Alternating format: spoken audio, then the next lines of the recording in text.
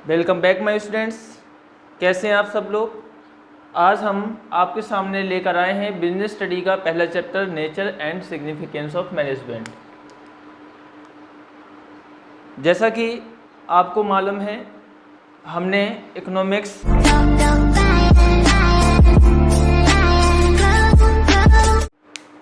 सबसे पहले आप मैनेजमेंट की बारे में बात करें तो इसमें तो लिखा होगा management process of getting things, कुछ भी करने की, जो भी हम सोच रहे हैं उसको करने की, done with the aim of achieving goal. उसको करते हैं, जो सोचते हैं उसको प्रोसेस में लाते हैं, करते हैं, और उससे क्या होता है, हमारा एक टारगेट बन जाता है उसको अचीव करने का। बोलो सर कुछ समझ में नहीं आया। हम आपको मैनेजमेंट की बात बताएं तो मैनेजमेंट तो हम हर जगह करते हैं भाई, कुछ भी नहीं है मैनेजमेंट। देखा जाए तो हम अगर किसी की शादी होती है, आप अपने घर रिलेटिव में देखते होगे कि एक शादी होती है, उसके लिए कितना पहले से मैनेजमेंट किया जाता है। मतलब लोगों को आना होता है, उनकी रहने की व्यवस्था, खाने पीने की व्यवस्था, हर तरीके से गाड़ियाँ, हर तरीके से आप पहले से मैनेज कर लेते हो, ताकि उसका कुछ एम रहता है ना, क्या लक्ष्य रहता है कि क्यों इस ऐसी प्रॉब्लम से बाद में बचा जा सके। जैसे कि हम समझाएं आपको कि मैनेजमेंट एक किसी भी समस्याओं से निपटने से पहले उसको हम सोच लेते, थिंक्स कर लेते हैं कि भाई ये चीज़ कर लेंगे तो बाद में हमें ये समस्या नहीं आएगी। यानी उसका आपका एम क्या होता है कि उसमें आपको बाद में समस्याएं पैदा ना हो। आप इन तीन चीज़ों को फॉलो करते हो, उसमें एक प्रोसेस बनाते हो कि भाई हमें ये करना है, वो करना है, ये करना है, फिर ऐसा करेंगे। फिर इफेक्टिवनेस, जब आप मैनेजमेंट करते हो, आपने हर चीज़ का मैनेजमेंट कर रखा है, तो इफेक्टिवनेस का मतलब है कि अब आप जो भी करोगे तो उसके लिए आपको टाइम खर्च नहीं करना पड़ेगा। आपने फटाफट कॉल लगाई, वो चीज़ भैया ऐसे भेज दो, आपके पास आ जाएगी। ये आपका मैनेजमेंट कहलाता है। साथ में दूसरा है एफिशिएंसी।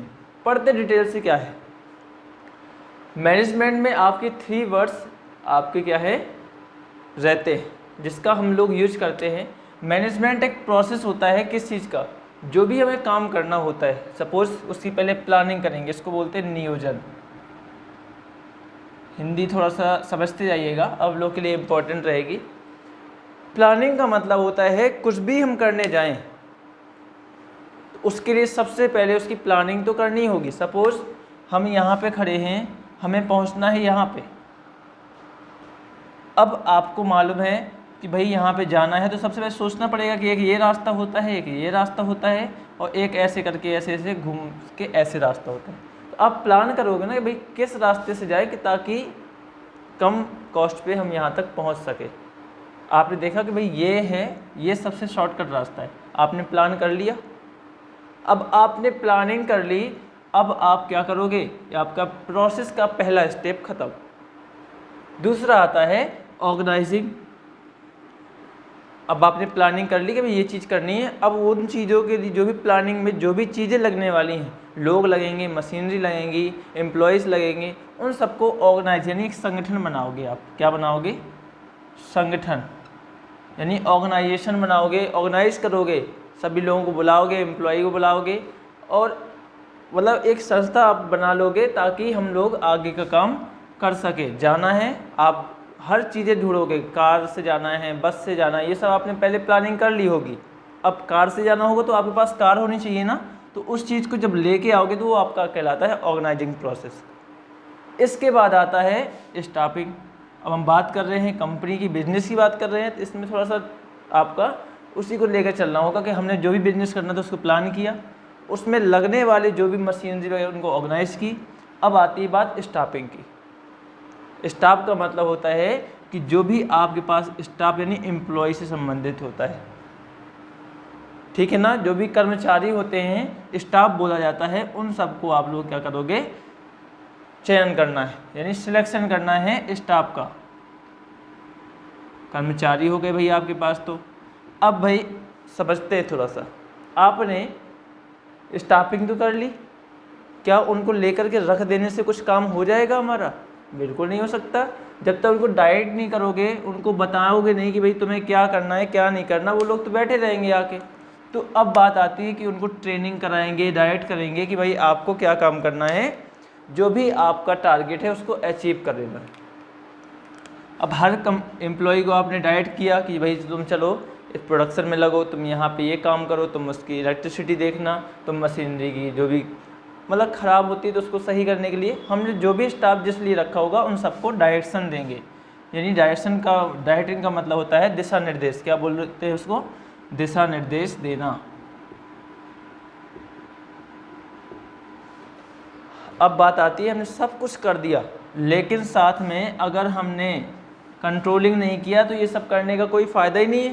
कंट्रोलिंग का मतलब होता है कि हम इन सब पे अपना नियंत्रण करें। क्या करें? नियंत्रण करें। सपोज़ आपने सबको बता दिया, कर्मचारी लगा दिए, दिशा निर्देश दे दिए, अब बाद में उनको जब तक हम देखेंगे नहीं कि वो क्या काम कर रहे हैं, क्या सही काम कर रहे हैं, अगर कोई काम सही नहीं कर रहा उसको कंट्रोल करना पड़ेगा, नहीं फिर हमें वो आगे चल के बहुत दिक्कत देने वाला है। इसलिए हमारा सबसे पहला विटल प्रोसेस होता है, प्रोसेस में आपके 5 कंपोनेंट्स होते हैं। इन प्रोसेस का आप जैसे आप मैनेजमेंट की बुक के आगे चैप्टर देखोगे तो सारे के सारे एक चैप्टर मिलेंगे आपको। क्या मिलने वाले हैं? पूरे के पूरे चैप्टर मिलेंगे। अब बात आती है मैनेजमेंट में होता है कि एक प्रोसेस तो होता है, प्रोसेस तो हमने ये देख लिया। अब इफ़ेक्टिवनेस, इन सब प्रोसेस को कहीं ना कहीं इससे कैसे रिलेटेड किया जाता है ये समझना है। अच्छा, इफ़ेक्टिवनेस क्या होती है? इफ़ेक्टिवनेस का मतलब यहाँ पर है कि इतने अच्छे तरीके से काम किया जाए कि जो आपने प्लानिंग किया था कि ऑन दिस टाइम या ऑन टुडे, आज या कल तक जो भी आपने प्रोडक्शन तय किया है वो टाइम पीरियड के हिसाब से कंप्लीट होना चाहिए, टास्क ऑन टाइम पे। कॉस्ट आपको कोई भी पड़े उससे रिलेटेड यहाँ पे कोई दिक्कत नहीं है, बट आपको क्या है, it refers to the completing the task on time. आपको कोई भी काम है उसको समय पे करना होगा, ऐसा आपका मैनेजमेंट होना चाहिए।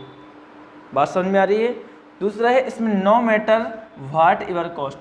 इफेक्टिवनेस में ये मैटर नहीं करता कि आपकी कॉस्ट कितनी पड़ रही है, आपको तो क्या करना है, काम टाइम पे करना है भी। फिर चलते इफ़िशियंसी। अब बात आती है it refers to the completing the task with minimum cost. अब इन्होंने कहा था भाई कि हमें तो पैसे से मतलब नहीं है, हमें समय पर काम दो। इन्होंने कहा भाई समय पे काम तो दोगे, लेकिन साथ में अगर ये चीज़ जोड़ दो कि आप मिनिमम कॉस्ट का यूटिलाइज करो तो ज़्यादा बेहतर, तथा ऑप्टिमम यूटिलाइजेशन ऑफ रिसोर्सेज। अब ऐसा नहीं कि आपने बनाया तो आपके पास ढेर सारी प्लास्टिक थी, आपने बनाई तो एक चेयर, लेकिन 10 चेयर की प्लास्टिक को डिस्ट्रॉय कर दिया। क्या आप ऐसे प्रॉफिट ले जा सकते हो? बिल्कुल नहीं मिलेगा। मतलब कहने का, इन्होंने कहा कि भाई हमें टाइम से मतलब नहीं, हमें समय पर काम दो। इन्होंने कहा हमें समय पर भी काम दो, साथ में एफिशिएंसी के साथ मिनिमम कॉस्ट को यूज करोगे, यानी आप कम से कम उसमें खर्चा लगाइए और जो भी रिसोर्सेज आपके पास हैं उनको कम से कम यूज करिए, यानी उनको इस तरीके से यूज करिए कि वो बर्बाद तो हो ही ना। अगर आपने एक चेयर का प्रोडक्शन किया तो एक चेयर के इक्वल ही प्लास्टिक का यूज करो, आप बर्बाद नहीं करो, काट पीट के फेंकते रहो, चलो भाई कौन सा हमारा खुद का लग रहा है। तो इस तरीके से ये मैनेजमेंट आपका ये 3 चीज़ों पे डिपेंड रहता है। बात समझ में आई होगी थोड़ा सा। चलते हैं इसके आगे, और भी इसकी बहुत ही इम्पोर्टेंट टॉपिक आता है कैरेक्टरिस्टिक्स और फीचर्स ऑफ मैनेजमेंट। क्या इसकी विशेषताएं हैं? भाई विशेषताएं पढ़ लेते हैं कि मैनेजमेंट को अगर हम अप्लाई करते हैं तो क्या फ़ायदे मिलते हैं। हम फालतू के लिए इतना सब पढ़ते रहते हैं, ये सब हम क्यों करना है, इससे क्या फ़ायदे होने वाले हैं, चलिए देखते हैं। मैनेजमेंट आपका जो पहला टॉपिक है या पहला पॉइंट है तो वो कहता है मैनेजमेंट इज़ गोल ओरिएंटेड। आप इस ग्राफ की या फिर डायग्राम के पॉइंट ऑफ व्यू से आप जान सकते हैं कि मैनेजमेंट के कितने फीचर्स हैं। आप देखोगे तो मैनेजमेंट का पहला जो गोल है, पहला कैरेक्टरिस्टिक्स है या पहला फीचर है, वो क्या कहता है, management is goal oriented process. कि मैनेजमेंट कैसा प्रोसेस होता है, गोल यानी लक्ष्य निर्धारित करने वाला प्रोसेस होता है। एक ऐसा क्रिया है जो एक टारगेट फिक्स कर लेती है, उसको अचीव करने के लिए कुछ भी करती रहती है, जो भी प्रोसेस करेगी सारा का सारा उसमें अपनी जान सब कुछ ताकत लगा देती है। यानी उसको क्या चाहिए, मैनेजमेंट को उस गोल को अचीव करना है। पहला पॉइंट हो गया। दूसरा है मैनेजमेंट इज परवेसिव।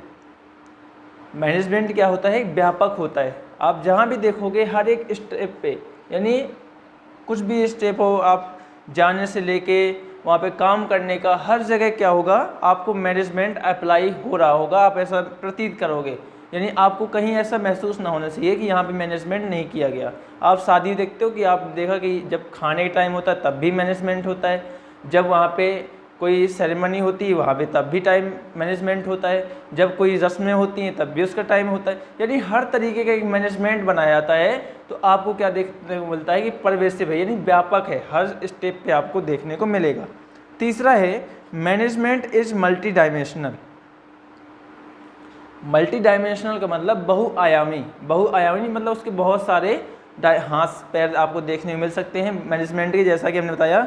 कैसे कैसे कि आप जैसे देखते हो मैनेजमेंट आपको काम में भी देखने को मिलता है, पहली बात। दूसरा आपको क्या कहता है, मैनेजमेंट ऑफ पीपल, यानी कि लोगों का भी मैनेज करते हैं कि लोग कहाँ बैठेंगे, कहाँ पे सोएंगे, ये सब लोगों का भी मैनेजमेंट होता है। कुछ लोग को हमने काम में लगा रखा होता है, तो उन लोगों को हमने क्या कर रखा होता है कि आपका ये काम है, तो वो लोग के लिए पीपल का भी हमने मैनेज कर रखा है कि तुम्हारा ये काम है, तुम्हारा ये काम है। तीसरा है मैनेजमेंट ऑफ ऑपरेशन, और साथ में जो वहाँ का ऑपरेट करने वाला होगा, आपके जो भी मैनेजमेंट को ऑपरेट करने वाला होगा, उनके अंदर भी मैनेजमेंट की भावना होगी। ऐसा नहीं कि अब उन्होंने एम्प्लॉय को लगा दिया अब वो खुद चाहे जो कुछ करे, ऐसा नहीं है। मतलब एक ऑपरेशनल होगा कि जैसे आप किसी ऑपरेशन थिएटर में पहुंच गए हो, आप एकदम से लग जाओगे, बिल्कुल भी आप यहाँ वहाँ मस्ती नहीं कर सकते। मस्ती का मतलब आप बिल्कुल भी एंजॉय नहीं कर सकते उस टाइम पे। आपको जो काम दिया गया है आपको वो काम करना ही होगा। चलते हैं, चौथा है management is a continuous process. Management क्या कहता है, प्रबंध ये कहता है कि ये लगातार लगने वाली प्रक्रिया है। आप ऐसा नहीं कि एक बार कर दोगे और बैठ जाओ। शादी में आप ऐसा नहीं कि आपने सब कुछ कर दिया, शादी के दिन आया आप आराम से बैठे हुए, नहीं, आपको उसमें कंटिन्यूअस लगना होगा। जहाँ पे लगेगा कि आपको यहाँ प्रॉब्लम आ रही तो भाई छोड़ के नहीं जा सकते आप, ये लगातार। जैसे एक काम हुआ फिर दूसरे के लिए, सपोज आज शादी हो गई, कल क्या होना है उसके लिए भी मैनेज करना पड़ेगा, परसों क्या होना है वो उसको भी मैनेज करना पड़ेगा। यानी ऐसा नहीं कि एक दिन के मैनेज से हमारा सारा का सारा आगे काम चलता रहेगा, बिल्कुल नहीं हो सकता। हमें क्या है, कंटिन्यूअस प्रोसेस में मैनेजमेंट तो करते ही रहना है, आगे के लिए हमें इम्प्रूवमेंट अपने अंदर लाना है। इसीलिए मैनेजमेंट क्या है, आपका एक कंटिन्यूअस प्रोसेस है। पांचवा पॉइंट कहता है management is a group activity. सही बात है भाई, मैनेजमेंट में हम अगर चाहें तो नहीं कर सकते अकेले मैनेजमेंट, कहीं ना कहीं जितने भी लोग उसमें लगे होंगे सबकी एक एक्टिविटी है, यानी एक साथ में सबको करने की एक्टिविटी है, यदि ग्रुप एक्टिविटी है। जब सब लोग साथ में करेंगे मैनेजमेंट तभी सक्सेस सफल हो सकता है, अन्यथा मैनेजमेंट तो असफल होना ही है, क्योंकि सिंगल से कुछ भी नहीं होने वाला। फिर कहता है कि management is a dynamic function. Management क्या है, आपका डायनेमिक फंक्शन है। जैसा कि आपने देखा होगा कि बीच बीच में काफ़ी सारे चेंजेस आ जाते हैं। सपोज़ आपने देखा कि भाई आपने एक फंक्शन रखा था शादी में 10 बजे का, कि एक सेरेमनी थी। बाय द वे जो व्यक्ति आ रहा था उसकी गाड़ी हो गई ख़राब। आपने तो टाइम क्या रखा था, 10 बजे का रखा था, लेकिन सपोज उसकी गाड़ी ख़राब हो गई, अब वो 12 बजे तक आ पा रहा है। कितने टाइम तक, 12 बजे तक आ पा रहा है। तब आप क्या करोगे, बड़ी समस्या हो गई। तो एक डायनेमिक फंक्शन है, इसका मतलब इसको चेंज किया जा सकता है, यानी बढ़ाया जा सकता है। अब वो 12 बजे आ पा रहा है तो हम उसको 1 बजे बढ़ा के, यानी 10 से हम 1 बजे कर सकते हैं। यानी डायनेमिक फंक्शन आपका ये कहता है कि any changes in organisation change in goal, हम अपना टारगेट भी बदल सकते हैं भाई। यानी आप ऐसा नहीं कि कोई बिल्कुल बहुत कठोर नहीं होते। मैनेजमेंट कैसा होता है, चेंजेबल होता है, यानी आपके समय के अनुसार कुछ भी प्रॉब्लम आती है तो आप उसको चेंज कर सकते हो, अपने टारगेट को चेंज कर सकते हो। भाई लास्ट है, वो क्या कहता है उसको भी देख लीजिए कि मैनेजमेंट इंटेंजिबल होता है भाई, यानी जिसको हम देख नहीं सकते। मैनेजमेंट क्या है, इंटेंजिबल होता है, यानी जिसको हम देख और छू नहीं सकते, सिर्फ महसूस कर सकते हैं। अब मैनेजमेंट ऐसा तो कोई पर्सन तो नहीं है कि हम उसको जाएं पकड़ के देखें भाई देखो ये मैनेजमेंट खड़ा हुआ है। वो तो आपको सिर्फ महसूस करोगे आप उसको कि देखो इतने अच्छे से वर्क हो रहा है, इसका मतलब कहीं ना कहीं इसका मैनेजमेंट बहुत अच्छा है। Objectives of management, objectives of management.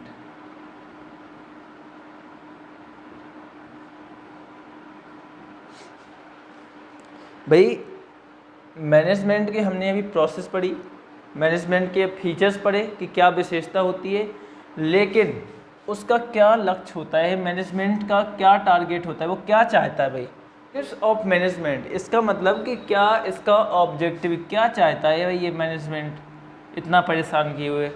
तो सबसे पहले इसका एक आपका ऑब्जेक्टिव है कि ऑर्गेनाइजेशनल यानी संस्थागत लक्ष्य या संगठनात्मक, यहाँ है सामाजिक, यहाँ है पर्सनल यानी व्यक्तिगत।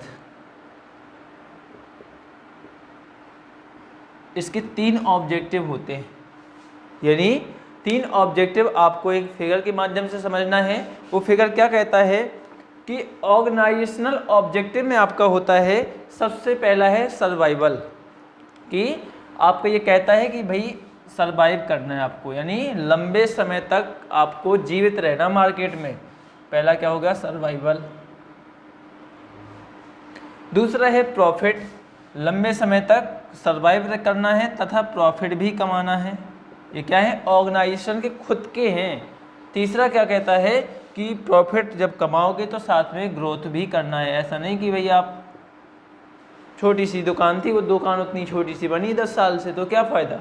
तो कहीं ना कहीं आपको सर्वाइवल भी करना है, यानी लंबे समय तक टिके रहना है, लाभ भी कमाना है, और विकास यानी ग्रोथ भी अपना खुद का बिजनेस का करना है। मैनेजमेंट का पहला लक्ष्य ये। दूसरा है समाज के प्रति क्या लक्ष्य होते हैं, वो कुछ सोचता है कि समाज के लिए कुछ बोलता है। जी हाँ, पहला है क्वालिटी प्रोडक्ट, क्वालिटी प्रोडक्ट। उसका एक टारगेट रहता है कि हम समाज को यानी लोगों को एक क्वालिटी प्रोडक्ट प्रोवाइड कराएं, लोग अच्छी सामानों का उपयोग करें, लोगों को किसी भी प्रकार की सामान से रिलेटेड कोई भी कंप्लेंट या क्वेरी नहीं होनी चाहिए। तीसरा है रीजनेबल प्राइस, रीजनेबल। देखो भाई, मन लगा के पढ़ना पड़ेगा, अगर मन लगेगा तभी आप इसमें कुछ सीखना चाहते हो, तभी सीख पाओगे। अब हम इसमें पढ़ रहे थे कि सामाजिक लक्ष्य क्या होता है मैनेजमेंट का, तो हमें पढ़ना पड़ेगा कि पहला था कि क्वालिटी प्रोडक्ट, दूसरा है साथ में कि सस्ते दामों में यानी उचित दामों में, क्या बोल देंगे इसको, उचित मूल्य पर। ठीक है ना। आप बेहतर से इसके नोट्स बनाते जाइए, एकदम आपको बताए बिल्कुल शॉर्ट ट्रिक बताएंगे आपको, इसमें से कुछ भी बस आपको समझना है और लिखते चले जाना है।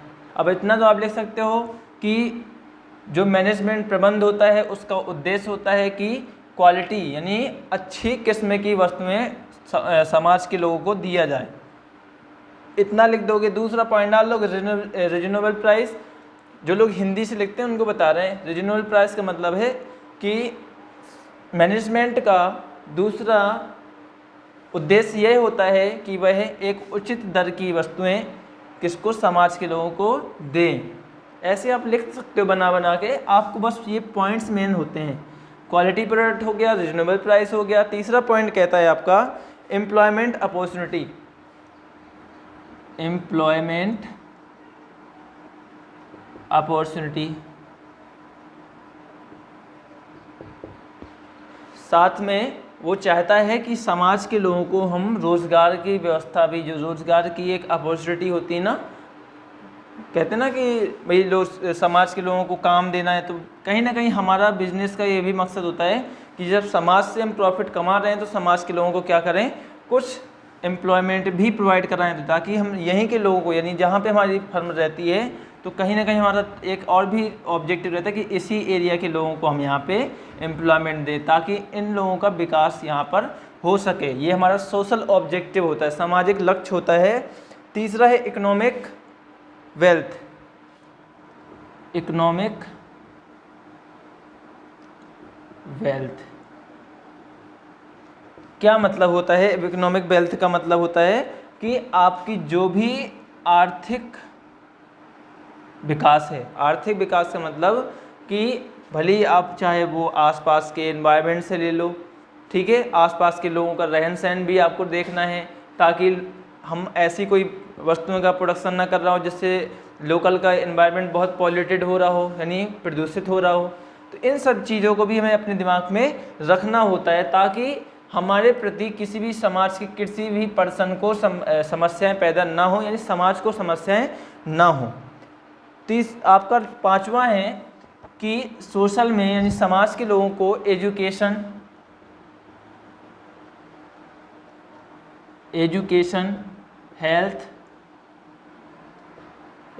हो गया, हेल्थ हो गया, and vocational training program, vocational training program, कि जो भी हमने लोगों को एम्प्लॉय को लगा रखा है तो उनके प्रति हमारा एक और भी लक्ष्य होता है, यानी हमारा टारगेट होता है, ऑब्जेक्टिव होता है कि उनको शिक्षा से वंचित न रहने पाएँ, उनका स्वास्थ्य का देखभाल करना तथा उनकी बोलचाल रहने का तरीके में भी उनको एक ट्रेनिंग दे करके सुधारना, यानी उनका इम्प्रूवमेंट करना। एक तरह से कह सकते हैं कि जो लोग समाज के लोग हैं उनका पर्सनल एक तरह से देखा जाए तो उन लोगों के लिए कुछ हित का करना। वो एजुकेशन, हेल्थ, कुछ भी हो सकता है, शिक्षा हो सकती है, हेल्थ यानी आपका कह देंगे कि अरे हेल्थ भाई सब लोग जानते हैं, अब इसको हिंदी में आप कमेंट करके बताइएगा। 6ठा है आपका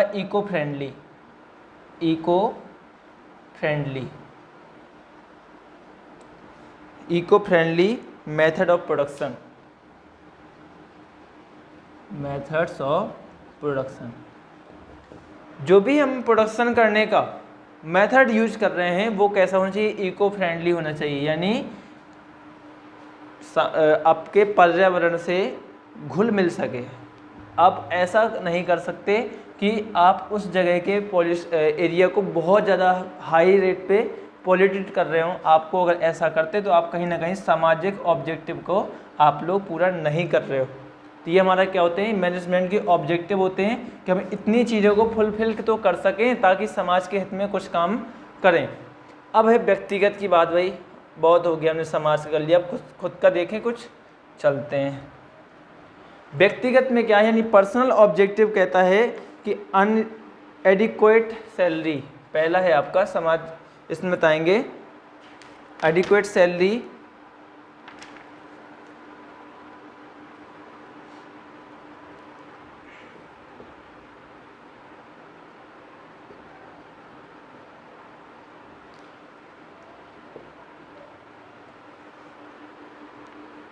अब एडिक्वेट सैलरी का मतलब है कि लोगों की जो भी नीड है हम उतना तो पैसा दें, ताकि उचित पैसा दें ताकि लोगों की जो खुद की पर्सनल नीड्स हैं वो फुलफिल तो हो सके। मालूम चला कि अब व्यक्ति के खर्चे हैं 500 रुपये, हम दे रहे हैं उसको 200 रुपये। अब वो आपके यहाँ काम भी कर रहा है पूरे दिन और उसके खर्चे भी नहीं निकल पा रहे, तो क्या एम्प्लॉई लंबे समय तक टिकेगा? कहीं ना कहीं हम उतना पैसा दें ताकि लोगों का भी, जो एम्प्लॉय हमारे अंडर में है उन सबको कुछ ना कुछ मिल सके। यहाँ पे हम व्यक्तिगत की बात करेंगे, जो भी हमारे पर्सनल यानी अंडर के जो भी लोग रहते हैं उन सब की क्या फ़ायदा होना चाहिए। हमने अपना फ़ायदा, यानी हम अगर बिजनेस हैं, फर्म हैं, तो हमने अपना फ़ायदा देख लिया। समाज के फ़ायदा देखेंगे जो आपके बिजनेस यानी आपके फर्म से बाहर के लोग हैं। अब उनका देखना है जो फर्म के अंदर के लोग हैं, उनके बारे में देखते हैं क्या है। पहला आपको एडिक्वेट सैलरी में उचित पैसा देना चाहिए, साथ में कम्पिटिटिव सैलरी होनी चाहिए। यानी अगर कोई अच्छा काम करता है तो उसको 100-200 रुपये प्लस का बोनस भी देना चाहिए। एक तरह से कॉम्पिटिटिव सैलरी बोल देंगे इसको, क्या बोल देंगे, कॉम्पिटिटिव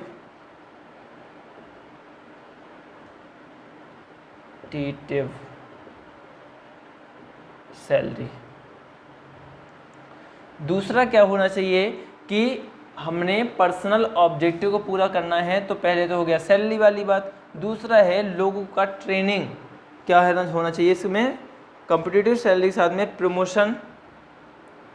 कोई व्यक्ति बहुत अच्छा काम कर रहा है तो उसको उसके पद से प्रमोशन है, साथ में ट्रेनिंग भी देना चाहिए, ट्रेनिंग का पर्पज होना चाहिए।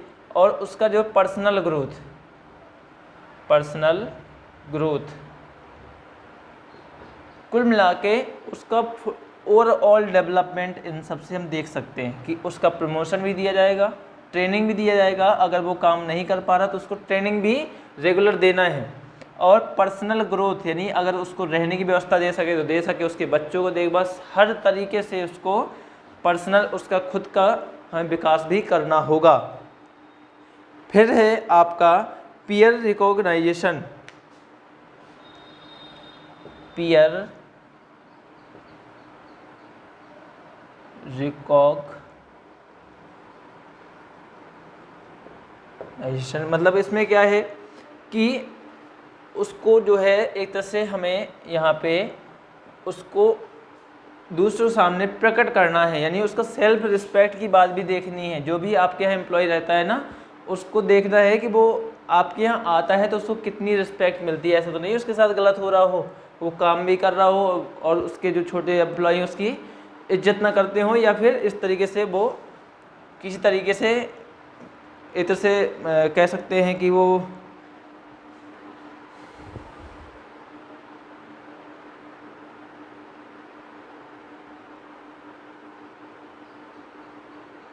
पीयर रिकॉग्नाइजेशन का मतलब होता है self respect, respect of colleagues to fulfil social need.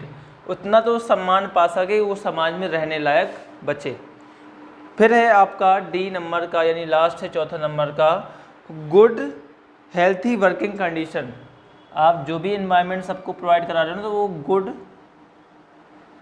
And healthy environment होना चाहिए। कैसा होना चाहिए? जो भी आपने एरिया दिया है उन लोगों को काम करने के लिए बहुत ही अच्छा, सुटेबल और शांत माहौल में होना चाहिए, ताकि जो लोग हैं ये लोग अच्छे से सर्वाइव कर सकें।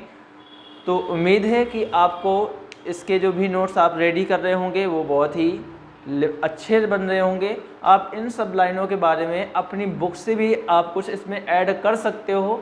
हमने आपको एक शॉर्ट क्लिप के तरीके से इसका मतलब समझाने की कोशिश की है। तो अगर आप इस चैनल पर नए हैं तो इसको सब्सक्राइब करना बिल्कुल ना भूलें और वीडियो को अपने दोस्तों के साथ ज़रूर शेयर कर दें। Okay, thank you.